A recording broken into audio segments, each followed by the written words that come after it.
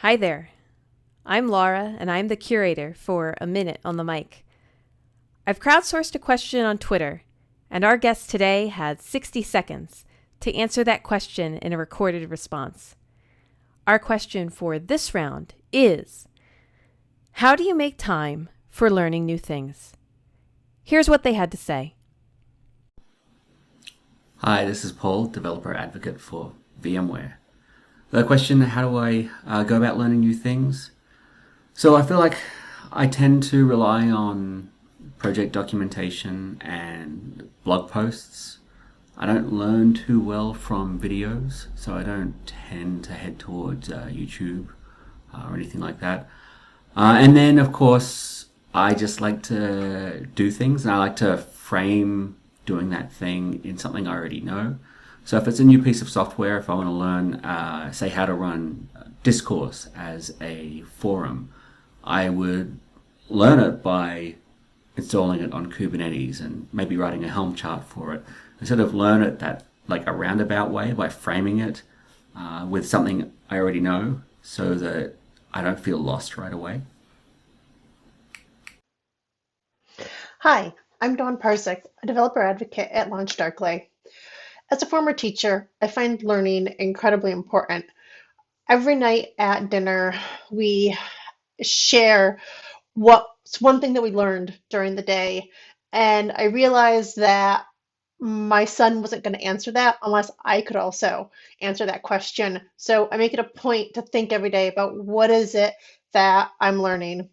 Some ways that I make time for this is I block out periods of time on my calendar to read, research, think. That really helps. I have a collection of books that I am attempting to read.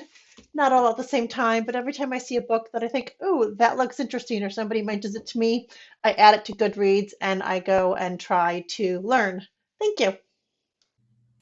Hi, Sasha Rosenbaum from GitHub here, and today the topic is learning new things and making time to learn new things.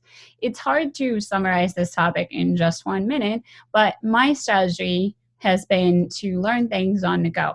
So I listen to a lot of audiobooks and I listen to articles on audio via various technologies that allow you to do that. And this has increased my ability to listen while I'm running, while I'm working out, while I'm doing house chores, while I'm commuting, and so on and so forth. So that makes it a lot easier for me to read up on new topics. So this is my best advice. Thank you, and bye. Hi, I'm JJ Asgar and a developer advocate for the IBM Cloud. Learning new things is hard. I'm not going to lie. Our industry moves fast. If you can't keep up, you will be left behind. I just remember a little while ago when I finally got my head wrapped around infrastructure as code, and now we're moving to a container world.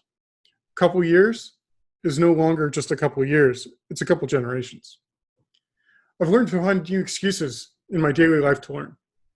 I find time via collaboration between people, and secretively, if that's even a word, I get them to teach me something that I've been trying to learn. I've discovered to stream my learnings, then upload them to YouTube and have that same thing as a blog post I used to make about those notes. Just last week, I learned something called Odo from Red Hat. If it would have never touched it if it wasn't for me getting some cohorts together and then getting them to show me something off. It works for me. It may work for you. Thanks for listening to A Minute on the Mic. If you want to post a question or vote on the next round, keep an eye on Twitter for hashtag A Minute on the Mic.